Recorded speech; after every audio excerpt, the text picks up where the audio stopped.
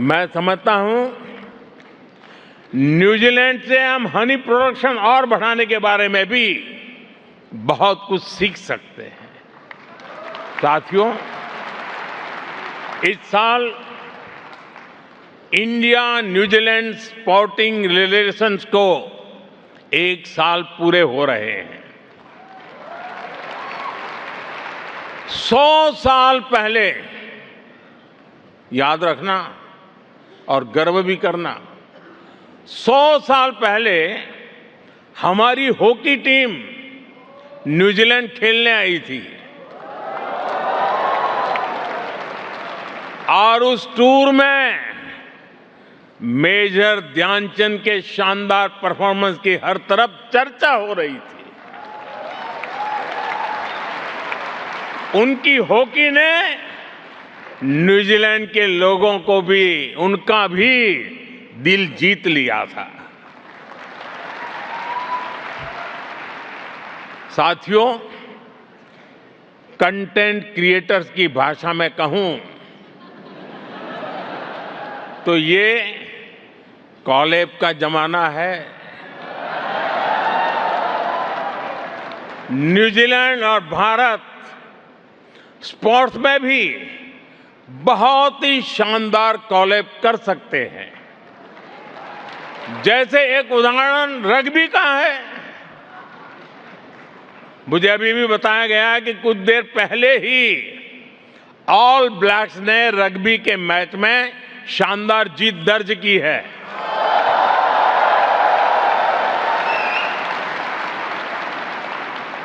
Bharat rugby में New Zealand से सीखना चाहता है। भारत भी रग्बी में आगे आए, इसके लिए हमें कोच चाहिए, एक्सपर्ट्स चाहिए। इसमें न्यूजीलैंड हमारी बहुत मदद कर सकता है। हाल ही में भुवनेश्वर में न्यूजीलैंड रग्बी और रग्बी इंडिया के कोचिंग प्रोग्राम को मैं एक अच्छी शुरुआत मानता हूं। साथियों, आज यहां आने से पहले मैं यहां न्यूजीलैंड के एक स्पोर्ट्स स्टार्टअप इवेंट में गया था। स्पोर्ट्स टेक में हो रहे इनोवेशंस ने, नए आइडियाज ने वाकई मुझे प्रभावित किया। मुझे विश्वास है कि हम स्पोर्ट्स टेक में साथ मिलकर काफी कुछ कर सकते हैं। भारत और न्यूजीलैंड का फ्यूचर आपस में जुड़ा हुआ है। इसका एक उदाहरण स्पेस सेक्टर भी है। भारत का चंद्रयान जब मून के साउथ पोल पर लैंड किया,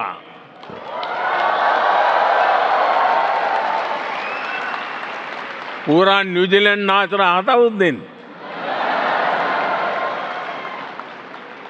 और उस दिन हम सबको गर्व हुआ। अब आपको मैं गर्व की एक और बात बताता हूं। आपको गर्व दिलाने में, इस सक्सेस में न्यूजीलैंड की टेक्नोलॉजी का भी योगदान रहा है।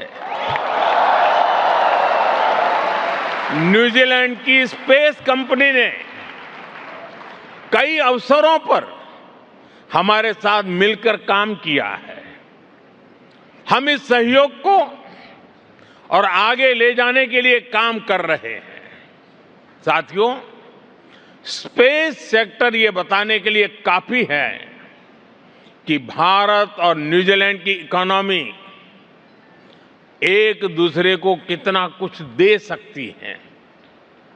यही हमारे ट्रेड एग्रीमेंट की भी स्पिरिट है। ये ट्रेड एग्रीमेंट विकसित भारत की तरफ हमारी यात्रा को गति देगा। भारत और न्यूजीलैंड दोनों के बिजनेस को नए अवसर देगा। साथियों, भारत और न्यूजीलैंड के बीच एक और बहुत बड़ी समानता है। ये समानता हमारे इंडिजिनस कल्चर की है। इंडिजिनस कल्चर को सेलिब्रेट करने, उसको संरक्षण देने की है। और आज मैं माओरी समाज को विशेष रूप से याद करना चाहता हूं। मैंने हाका को केवल एक परफॉर्मेंस के रूप में ही नहीं देखा, मैंने हाका में एक समाज की आत्मा देखी है। उसमें साहस है, आत्मसम्मान है, अपने पूर्वजों के प्रति श्रद्धा है और पूरे समुदाय की सामूहिक शक्ति का एक एहसास है। साथियों, माओरी संस्कृति में एक बहुत सुंदर शब्द है, मना कितांगा। मना कितांगा, इसका मतलब है सम्मान देना, अपनापन देना और पूरे मन से उसकी देखभाल करना। भारत में भी हम कहते हैं अतिथि देवो भव।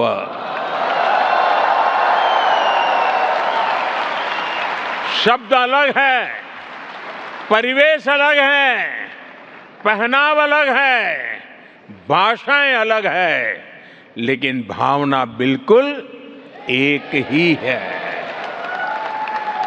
ऐसे ही माओरी संस्कृति में परिवार के लिए एक सुंदर शब्द है, फानो, यानी परिवार। इसमें कई पीढ़ियां होती हैं, रिश्ते होते हैं, पूरा समुदाय होता है।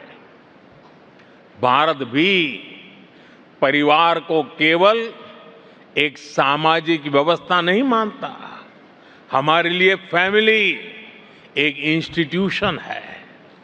साथियों, माओरी परंपरा का एक और सुंदर विचार है, काइत्या कितांगा। काइत्या कितांगा ये हमें सिखाती है कि हम प्रकृति के मालिक नहीं हैं, हम उसके संरक्षक हैं। भारत में भी कहा गया है, भारत में भी कहा गया है, माता भूमि ही पुत्र हम पृथ्व्या। पृथ्वी हमारी माता है। इसी सोच को आधार बनाते हुए हम भारत में धरती मां के संरक्षण के लिए एक पेड़ मां के नाम, प्राकृतिक खेती मिशन जैसे अनेकों अभियान चला रहे हैं। साथियों, मैं जानता हूं हजारों किलोमीटर दूर रहते हुए भी आपके दिल में के किसी न किसी कोने में दिन भर की प्रक्रिया में कहीं न कहीं हिंदुस्तान झलकता ही रहता है, हिंदुस्तान बसता ही है। सही है कि नहीं है?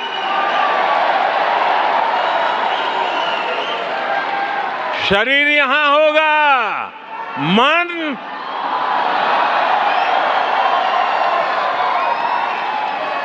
और इसलिए आप भारत की हर उपलब्धि पर भी नजर रखते हैं। और जब क्रिकेट स्टेडियम में बैठ करके देखते हैं तो बहुत सी चीजें देखने की छूट जाती हैं, लेकिन घर में टीवी पर बैठ करके जब देखते हैं तो हर बारीकी का पता चलता है। वैसा ही आपको भी भारत की हर बारीकी का पता चलता है।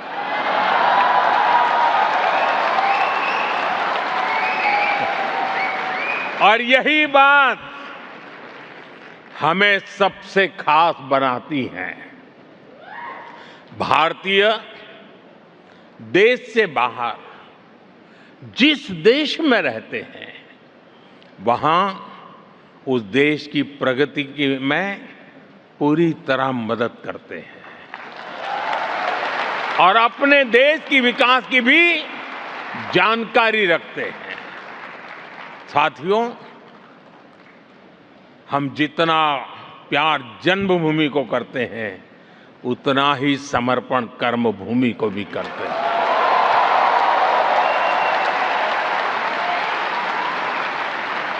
साथियों,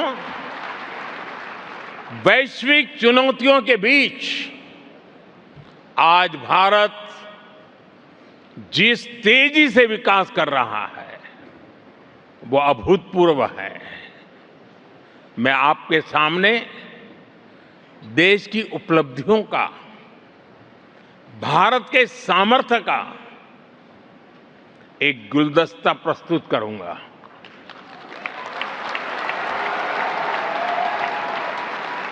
ये गुलदस्ता मैं आपके लिए लेकर के आया हूं।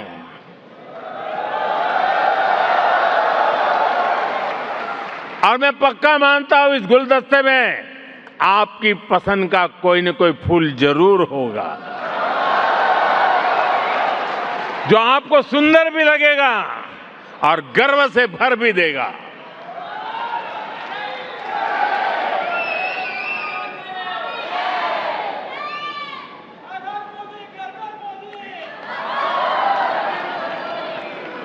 तो आप तैयार हैं? गुलदस्ता पेश करूं? अब आपको ढूंढना है आपका फूल कहां है उसमें। या तो सारे के सारे फूल आपके हैं। साथियों, भारत आज दुनिया की फास्टेस्ट ग्रोइंग मेजर इकोनॉमी है। भारत दुनिया का सबसे बड़ा वैक्सीन प्रोड्यूसर है। भारत मोबाइल डेटा कंजम्पशन में दुनिया के अग्रणी देशों में है। आज भारत दुनिया का दूसरा सबसे बड़ा मोबाइल मैन्युफैक्चरर है। आज भारत दुनिया का दूसरा सबसे बड़ा टेलीकॉम मार्केट है। आज भारत दुनिया का दूसरा सबसे बड़ा व्हीट प्रोड्यूसर है। आज भारत दुनिया का सबसे बड़ा मिल्क प्रोड्यूसर है। आज भारत दुनिया का दूसरा सबसे बड़ा फिश प्रोड्यूसर है। साथियों, इतना ही नहीं, आज भारत दुनिया का तीसरा सबसे बड़ा ऑटोमोबाइल मार्केट है। आज भारत दुनिया का तीसरा सबसे बड़ा स्टार्टअप इकोसिस्टम बन चुका है। भारत बहुत जल्द दुनिया का तीसरा सबसे बड़ा रिन्यूएबल एनर्जी प्रोड्यूसर बनने जा रहा है। सोलर एनर्जी कैपेसिटी में भी भारत दुनिया के बड़े देशों में शामिल हो चुका है। साथियों, आज का भारत दुनिया को विकास के नए मॉडल भी दे रहा है। आज भारत दुनिया के सबसे बड़े डिजिटल आइडेंटिटी प्लेटफॉर्म का सफल संचालन कर रहा है। आज भारत में यूपीआई के माध्यम से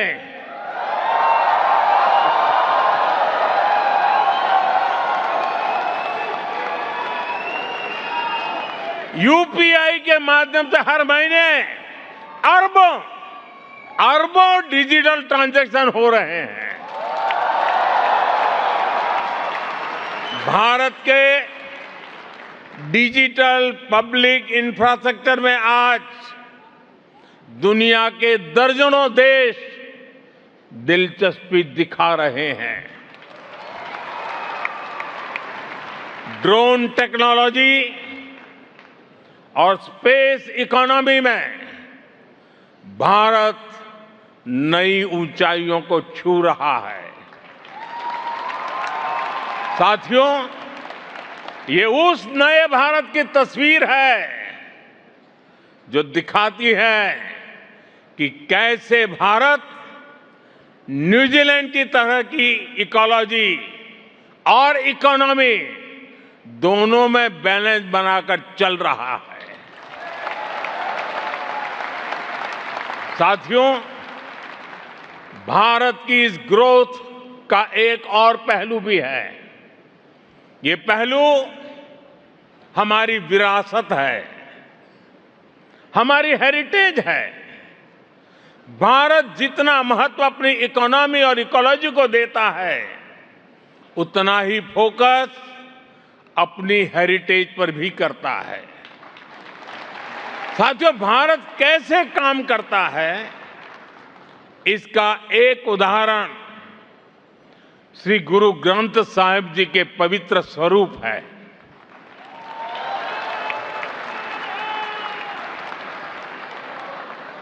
जब अफगानिस्तान में संकट आया तो हम गुरु ग्रंथ साहब के पवित्र स्वरूपों को पूरे मान के साथ भारत लेकर आए।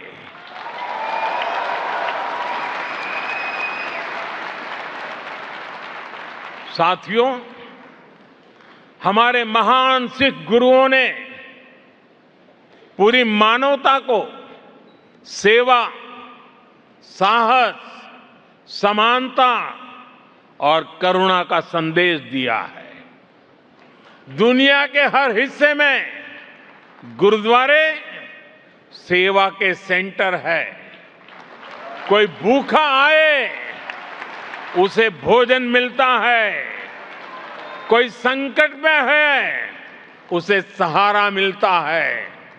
इसी माहौल में सिख कम्युनिटी के कुछ भाइयों और बहनों ने हमें बताया था कि श्री हरमंदिर साहब में सेवा के लिए एफसीआरए से जुड़ी कुछ परेशानियां आ रही है। हमने उस समस्या का तुरंत समाधान किया। साथियों, आप सभी श्री हेमकुंड साहब जी के बारे में भी जानते हैं। हिमालय की ऊंचाइयों पर है। साल का लंबा समय बर्फ की चोटियों से घिरा रहता है। वहां अगर कोई दर्शन करने के लिए जाना चाहे तो बड़ा कठिन मार्ग है, बहुत कम लोग जा पाते हैं।